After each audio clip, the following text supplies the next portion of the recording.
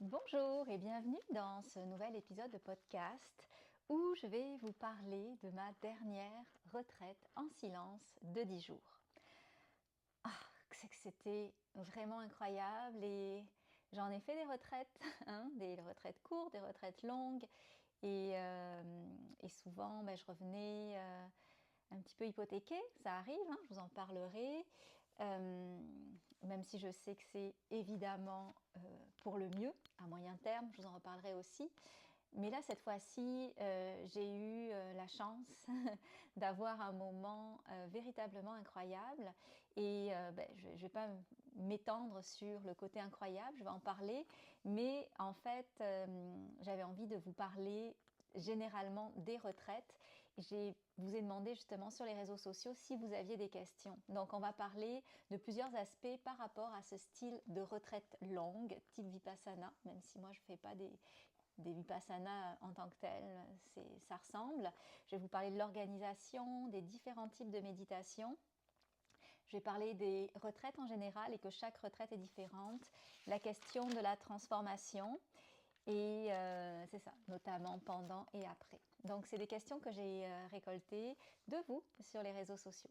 D'ailleurs, si vous n'êtes pas abonné sur Instagram ou Facebook, que vous êtes juste abonné à l'infolette, sachez qu'il y a beaucoup de contenu que je partage exclusivement sur les réseaux sociaux. Donc, ça peut être complémentaire à ce que je vous donne déjà. Et dans ma politique de réseaux sociaux, c'est vraiment aider, contribuer. C'est-à-dire que même si jamais de votre vie vous achèterez un programme que j'offre ou une formation que je donne, mais j'espère que la transformation à travers les partages qui sont profonds vous aide aussi. Moi, ça m'est déjà arrivé de suivre des personnes et notamment dans ma parentalité. J'ai jamais pris de cours avec elles, mais elles m'ont profondément influencée. Et donc, bien évidemment, c'est ça aussi l'ère des réseaux sociaux, c'est de pouvoir avoir accès à de l'information aussi gratuitement. Et j'espère que toutes celles que je vous donne généreusement, vous y avez accès. Voilà, et que vous pouvez en profiter. Alors, par où on va commencer? On va commencer par la chose la plus simple, la plus évidente, c'est l'organisation. Donc, c'est des retraites qui sont généralement de 10 jours et la façon de se structurer, c'est, je ne rentrerai pas dans les micro-détails, mais en gros, la première cloche du matin sonne à 5 heures et on est attendu à 5h30 pour commencer notre journée de méditation qui se termine à 21 heures. C'est des retraites qui sont en silence, donc on ne parle pas, on ne parle à personne. Et même, parfois, ce qui peut parler, c'est notre non-verbal. Donc, quand on croise du monde, on reste dans notre bulle, on regarde personne. Chacun est vraiment dans sa bulle. Le silence est central, la méditation est centrale et c'est organisé par une association, puis c'est accompagné par un moine bouddhiste. Et il nous donne le matin, après le petit déjeuner, qui est de 6h30 à 8h. Donc de 8 à 9, il nous donne les instructions de méditation pour la journée. On continue en autonome toute la journée, puis après il y a un autre moment où on va entendre une voix parler, donc ça va être en fin d'après-midi où il va y avoir justement des questions-réponses. On peut écrire des questions sur des petits bouts de papier, puis le moine nous y répond. Donc ça c'est vraiment incroyable parce que contrairement à Vipassana, il répond vraiment à nos questions, nos préoccupations. Moi je travaille dans le cadre de mon mémoire sur la conscience à l'UQAM, sur ce qu'on appelle la conscience lumineuse, donc qu'on peut retrouver le jeu de William James ou en tout cas la partie profonde de notre être, j'allais dire de notre âme, de notre être. Et donc voilà, donc j'ai pu lui poser des questions là-dessus. Puis même si c'était une retraite, typiquement de méditation, j'ai pu comprendre des choses pour mon mémoire à travers cette retraite et à travers ces autres enseignements. Donc tout se fait en silence le matin, midi et soir. Le soir on ne mange pas, on mange juste le matin, le midi. Le soir on a un bouillon ou une tisane et c'est bien parfait comme ça, le corps s'y fait vraiment bien. On se couche à 21h et c'est ça. Et donc la question qu'on m'avait posée au travers de ça, c'était la question du mouvement. Donc le mouvement, en fait, il y a une période qui était proposée et incluse de mouvement de 15 à 16. En fait, toute la journée était rythmée par des propositions de méditation, soit autonomes, soit en groupe. Il y avait des moments où on était obligés d'être dans la salle tous ensemble. Ça, c'était génial, mais ça rythmait vraiment notre journée. Et à un moment, de 15 à 16, je pense, c'était le mouvement. Donc, si on le souhaitait, donc il y avait une qui faisait du yoga, du qigong, de la marche. On était proche d'une belle forêt avec des belles randonnées à faire. Donc, on faisait de la marche. Moi, j'en ai fait beaucoup de mouvements parce que la méditation, c'est pas juste assis sur son coussin. Là, on était quand même assis potentiellement 15 heures sur notre coussin à méditer. Donc le mouvement pouvait faire partir finalement de cette méditation-là. Et puis quand on parle de mouvement, ça peut être à tous les niveaux, mouvement conscient comme le yoga, marche en pleine conscience qui peut être extrêmement lente si c'est fait sous forme de méditation, ou marche en pleine conscience dans la forêt qui peut être un petit peu plus rapide comme un bain de forêt finalement si on était dans l'espace de plus vouloir dépenser de l'énergie. Tout, tout se fait, c'est ça, donc tout se fait en silence. Je regarde mes notes en même temps, ouais, donc tout ça je l'ai dit. Et à chaque fois, chaque année, il y a un thème. Donc cette année, le thème c'était Metta, donc M-E-D-T-A, ça veut dire la bienveillance ou l'amour bienveillant en pali.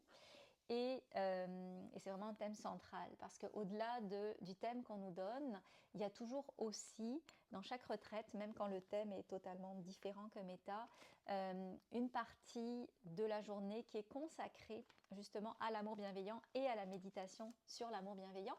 Donc là, c'était non seulement le thème de la retraite, mais en plus, on avait 1 heure de méditation Metta. Donc d'autres thèmes qu'on a eu dans les autres années, ça peut être le Samvega, c'est-à-dire l'urgence d'agir. En tout cas, il y a eu vraiment plein de thèmes, ça dépend à chaque fois, mais à chaque fois, la méta, elle est vraiment centrale. D'ailleurs, je vous dis, tout est en silence, mais c'est pas vrai. Le matin à 6h20, de 6h20 à 6h25, on chantait le chant méta en pali, qui est incroyablement beau. Et qui, moi, qui m'accompagne tous les jours sur Spotify chaque année, c'est la chanson que j'écoute le plus. C'est ce chant Metta, aux grandes dames de ma fille d'ailleurs, parce qu'elle trouve ça épouvantable, surtout que la version que j'écoutais le plus, c'était comme 26 minutes, donc elle n'en pouvait plus. Donc, les types de méditation. Ce qui est génial avec le groupe avec lequel que je suis depuis quelques années, c'est vraiment qu'on est libre. Donc les instructions de méditation que nous donne le moine, c'est totalement libre et on arrive chacun avec nos techniques, nos pratiques de méditation. Et donc on a juste à choisir qu'est-ce qui nous fait du bien. Évidemment, comme c'était le thème de la méta, il y a eu beaucoup d'amour bienveillant. Moi, ça m'a fait un bien fou, je vous en reparlerai. J'ai beaucoup médité non seulement sur la bienveillance, mais aussi sur sa petite sœur, l'autre Brahmaviara, qui est la compassion et l'autocompassion. Et donc ça a été vraiment très guérissant dans mes 10 jours parce que y a des choses qu'on ne prend pas le temps de faire dans la vie courante, dont celle de voir que finalement le chemin pour la compassion passe par l'autocompassion. Je vais vous en parler. Sinon, c'est sûr que moi je suis formée à plusieurs types de méditation et donc j'ai fait beaucoup de ce qu'on appelle du vipassana. Le vipassana n'est pas celle que je fais en tout cas, n'est pas celle qui a le même nom que les techniques apprises dans les fameuses autres retraites de 10 jours, c'est mêlant. Vipassana, ça veut dire vision pénétrante, ça veut dire voir les choses telles qu'elles sont au-delà des concepts. Et j'ai des techniques que j'ai apprises par ailleurs qui me permettent de le faire. Et c'est extrêmement guérissant, extrêmement profond ces vipassana parce que tu viens comme mettre tellement d'espace de lumière, de présence dans des nœuds en toi. Moi, je travaille aussi avec les images, je travaille avec la présence, je travaille avec le ressenti, mais en combinant tout ça, ça fait en sorte que tu viens déconstruire des éléments vivants et souffrants en toi. Et ça te fait extrêmement grandir. Et clairement, j'ai fait aussi beaucoup de méditation sur le souffle, type shamatha, bien évidemment. Et tout était en fait méditation parce que la marche était méditation. On a eu beaucoup de contemplation. Je sais qu'à un moment, il pleuvait. On était tous dans la salle à manger à un moment. Et on a regardé la pluie pendant 1 heure. On a regardé tous la pluie tomber pendant 1 heure. Le temps s'étire. Les journées passent extrêmement vite on pourrait s'imaginer que c'est long, qu'il y a des longueurs. C'est sûr que si c'est une journée où tu t'ennuies, puis tu n'as pas envie de méditer, peut-être que c'est plus difficile, mais les journées, le temps passe vraiment extrêmement vite. Puis beaucoup, on se disait qu'on aurait bien repris une semaine de plus. Et voilà. Donc, c'est vraiment, quand on médite, le temps disparaît finalement. Donc, beaucoup de méta vipassana, donc vision pénétrante, méditation plus avec un ancrage sur le souffle.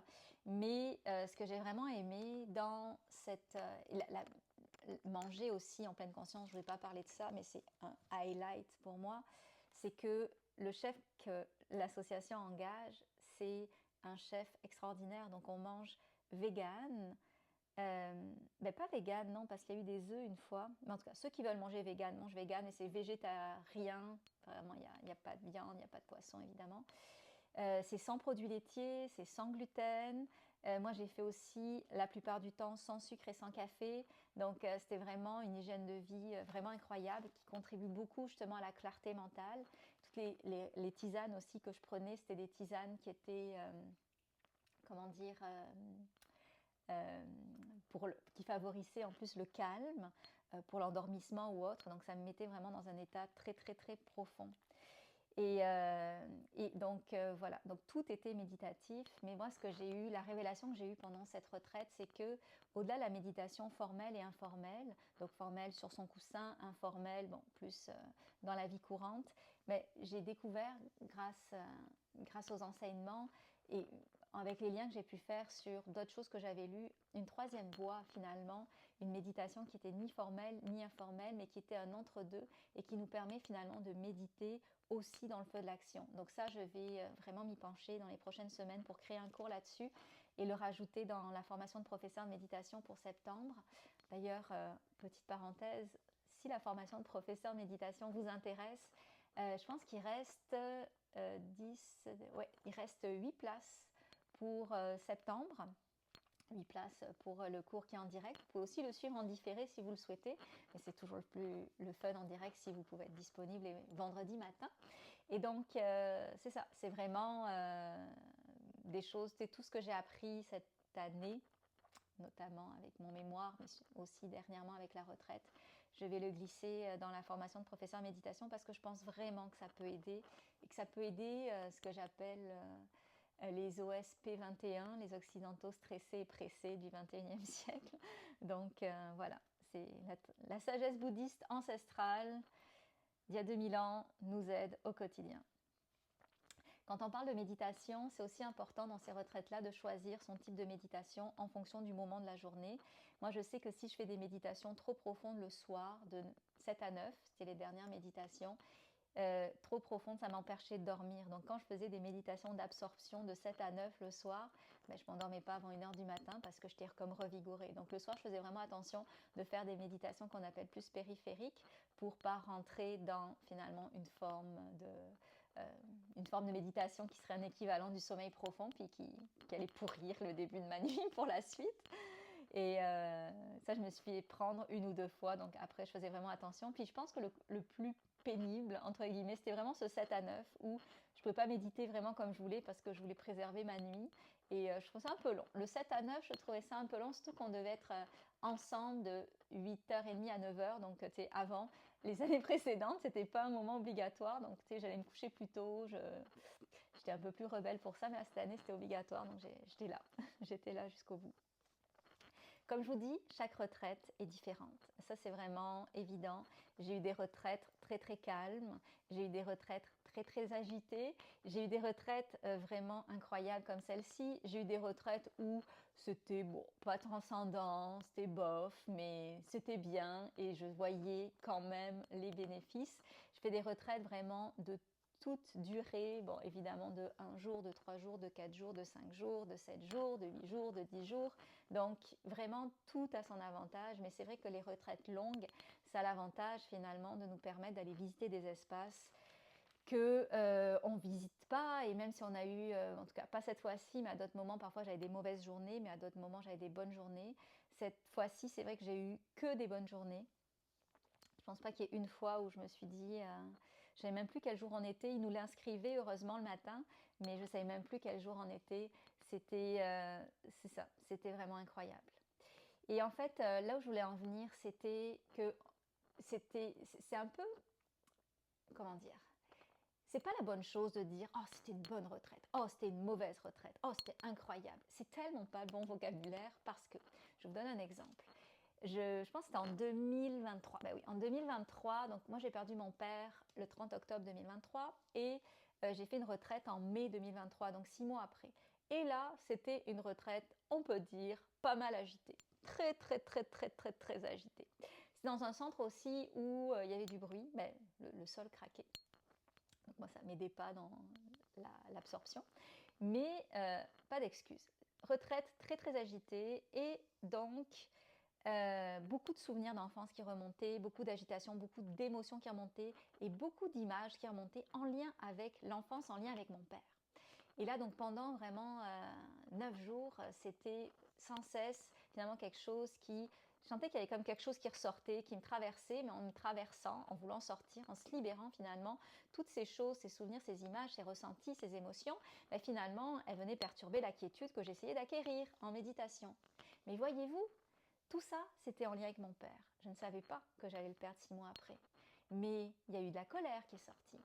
Il y a eu de la tristesse qui est sortie. Il y a eu des choses de l'ordre, j'imagine, de la rancune ou des regrets ou autres qui sont sortis. Tout ça, c'est sorti. Mais c'est sorti, ça valait mieux d'être en dehors que en dedans. Parce que 6 mois après, quand j'ai pris l'avion pour le rejoindre et que je l'ai retrouvé sur son lit, qui allait être son lit de mort, et c'était quoi qui restait après ce nettoyage-là, grâce à la retraite de 9 jours? C'était juste de l'amour. Je ne me croyais pas capable d'être juste dans cet espace totalement d'amour avec l'historique qu'on a eu.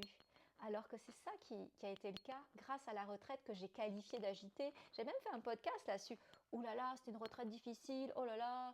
Et j'étais encore dans un narratif qui venait qualifier avec des adjectifs très relatifs la retraite, mais de manière transcendante. Elle était incroyable, ces retraites, parce qu'elle m'a fait un nettoyage qui, dans le ressenti, dans le velours, n'était pas sympathique, mais qui m'a permis au final d'expérimenter l'amour dans la fin de vie de mon père. N'est-ce pas beau? Et cette fois-ci, je ne savais pas à quoi m'attendre parce qu'une retraite, on ne sait pas, hein, on ne sait pas. Parfois, j'avais fait des stats en me disant « Oh, j'en suis à telle date de mon cycle menstruel, ça va être comme ceci, ça va être comme cela. » Là, je me disais « Oh, je vais avoir d'énergie, etc. » Ben non, même pas, j'avais vraiment... c'est sûr, avec toutes les tisanes que je m'enfilais, j'étais mollo, mais non, même pas, j'étais vraiment profondément assise. Puis en plus, le matériel que j'avais pris cette année, oh là là, tellement pourri. J'avais juste pris finalement un petit banc et une couverture, donc j'étais très très spartiate dans mon matériel, vraiment très spartiate. Mais mon dos était bon, mon corps s'en est bien sorti par rapport à ça. Et donc, voilà, et cette fois-ci, je dis que c'est une excellente retraite, profonde, incroyable, oui, puis je l'accueille pleinement, mais l'autre, c'est pas parce qu'elle était agitée qu'elle n'était pas incroyable, elle était même peut-être extrêmement incroyable parce qu'elle m'a nettoyée de toutes les impuretés qui auraient pu venir obstruer l'amour que je voulais simplement donner à mon père, ultimement.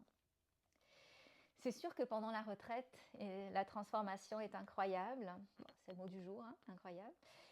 Tout est au ralenti, nos sens sont exacerbés, on voit plus, on sent plus, on ressent. Donc il y a tout ce phénomène d'élimination qui nous montre, qui nous donne énormément de clarté par rapport à des dossiers, par rapport à des choses qu'on vit ou qu'on a vécues, des choses qui nous alourdissaient.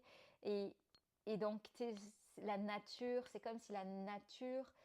Parce que là, on était en nature, on est toujours en nature, mais c'est comme si la nature nous parlait, on pouvait connecter avec elle. Bon, je ne vous raconterai pas tous les trucs un peu mystiques qui se sont passés, mais il y avait vraiment quelque chose où finalement le cinéma, c'était de regarder peut-être deux canards, madame et monsieur, dans un paysage de nature qui se parlaient. C'était comme extrêmement nourrissant. Et c'est clair que comme on médite beaucoup sur l'amour bienveillant, comme on médite beaucoup sur l'amour, c'est une voie quand même pas mal efficace pour pouvoir aller bien, n'est-ce pas? Donc ça, je vous prépare un cours aussi là-dessus, un peu plus poussé que ce que je donne déjà, parce qu'il y a vraiment une voie là-dessus. Et donc, cette transformation, on pourrait penser, se dire, ah ben oui, c'est comme une grosse journée de vacances, une grosse semaine de vacances. Mais au final, cette transformation, elle est vraiment palpable parce que quand j'ai voulu, donc on a eu tout finalement des enseignements de la part du moine sur ce qu'on appelle les Brahma Viharas, donc les 4 demeures divines que sont la bienveillance, la compassion, l'équanimité, puis la joie sympathique ou la joie altruiste. D'ailleurs, parenthèse, c'est le nom de certains des programmes que j'ai créés, que j'ai appelés comme ça. Influence bouddhiste, n'est-ce pas? Même si on est dans le laïque, dans les cours que je vous donne. Et donc, c'est extrêmement concret ce qu'on fait parce que quand j'ai médité sur la compassion, moi je trouvais que j'ai pas la compassion facile. Et je me suis penchée là-dessus, pourquoi j'avais pas la compassion facile. Puis ça me remontait au fait que j'avais du mal à me donner de la compassion. Donc l'autocompassion n'est pas facile.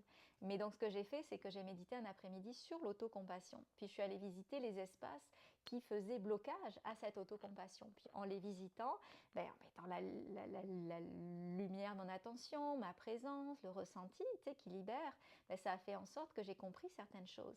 Et quand j'ai su aller dans cette capacité d'être plus dans l'autocompassion, ça a donné quoi? Ça a donné une ouverture par rapport au jugement que je pouvais avoir pour certaines personnes et par rapport à une plus grande compassion pour que certains peuvent vivre. Donc, c'est extrêmement concret. D'ailleurs, certains, je pense, appelaient ça des accélérateurs, ces retraites. Ces retraites-là, et c'est vraiment concret parce que pour moi, c'est le chemin de traverse de la thérapie, parce que clairement, il y a quelque chose qui se passe. C'est quelque chose qui se passe de transformateur pendant et après. Une question qu'on ne m'a pas posée, mais ça fait peut-être un lien avec ce que je dis là, c'est on n'a pas le droit d'écrire pendant ces retraites. Donc, c'est interdit. Ça fait partie... Bon, c'est pas interdit comme d'autres choses sont interdites, mais on n'a pas le droit d'écrire. Mais bon, moi j'ai un peu écrit, ça c'est sûr, puis c'était toléré quelque part, surtout vers la fin, la dernière journée. C'était quand même toléré. Puis c'était quand même bien aussi de prendre des petites notes quand il y avait les enseignements de Jagara, 1 heure par jour. Et donc voilà, donc c'est extrêmement concret ces retraites-là. C'est transformateur, c'est pas une semaine de vacances stériles, puis jamais les vacances seraient stériles, je ne veux pas lancer ça, mais c'est comme si on a l'impression qu'on fait rien, mais dans ce rien, tout se passe. Et la transformation est vraiment profonde. Donc oui, pendant, il y a une transformation qui se crée, mais après, cette transformation va impacter le après, la façon dont quand on va récupérer sa vie. Les expériences qu'on a vécues, c'est des expériences qui nous ont transformés intérieurement et qui finalement rejaillissent sur le concret du quotidien. Et moi, je l'ai vu vraiment à plusieurs égards sur mon rapport à certains amis, mais aussi ne serait-ce que le rapport aux problèmes. Mon chum, avant que je parte, avait quand même un problème au travail et j'étais extrêmement préoccupée pour lui, j'étais là pour lui, j'étais vraiment dans un esprit de soutien conditionnel, de sympathie, mais qui faisait en sorte que je souffrais pour lui par rapport à ce qu'il traversait, peut-être même plus que lui, avec ma sensibilité. Mais voilà, donc quand je suis sortie de la retraite, eh bien,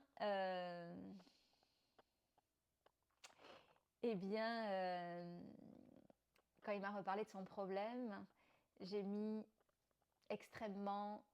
qu'il y avait extrêmement de la distance que j'avais par rapport à son problème. Et j'ai vu que c'était des problèmes finalement, que les accidentaux on se crée. C'est pas lui qui l'a créé, mais que d'autres ont créé pour lui. Puis que finalement, il fallait juste en rire de tout ça. Donc j'ai vraiment senti que quand tu plonges dans les vraies choses, quand tu plonges dans l'essentiel, après le reste, tu as une distance que tu peux voir avec plus de maturité ou de sagesse qui va faire que tu relativises beaucoup et tu es moins touché par les choses qui avant te semblaient comme incommensurables. C'est ça un peu qu'on appelle l'équanimité, c'est-à-dire que ça t'enlève pas l'action, ça t'enlève pas l'empathie, la compassion ou la bienveillance envers l'autre, mais tu es plus saisi à bras-le-corps dans les émotions que l'autre peut vivre. Donc vraiment, c'est très concret tout ça. Ce que j'ai senti aussi pendant un moment, c'est que oh là là, c'est le changement de repère. C'est un changement de repère total par rapport à ce qu'on vit pendant la retraite. C'est comme si on retournait dans le transcendant, dans les vraies choses. Donc après, quand on regarde pendant la retraite, c'est qu'on se réimagine la vie qu'on va récupérer, sa vie courante. Mais c'est vrai qu'il y a plein de choses qu'on trouve futiles et pour lesquelles on met de l'énergie et qui sont finalement hyper futiles. Et donc du coup, c'est ça, ça permet de vraiment relativiser et même plus que ça, de tomber temporairement, souvent, parce que ça revient dans une forme d'équanimité. quand on revient, moi j'anticipe toujours l'idée de retourner dans ma vie normale après 10 jours de silence, 10 jours de méditation. J'anticipe beaucoup, même j'ai des larmes qui coulent parfois en me disant oh là là, ça va être intense. Et c'est vrai que je trouve tout intense. Je regarde une belle fleur, je pleure. Euh, je repense à quelque chose qui m'a fait de la peine. Je suis en empathie profonde. Et en même temps, tout ça, c'est comme une forme d'anticipation parce que quand je récupère ma vraie vie, ben, je la récupère très facilement. Oui, bien sûr, avec un côté hyper zen. Là, en plus, je ne rentrais pas directement chez moi. J'allais chez une amie 2 jours avec Joanie, avec qui on travaille pour un projet de cours de leadership au féminin. Et donc, pendant 2 jours, j'ai travaillé avec elle, j'étais dans sa famille.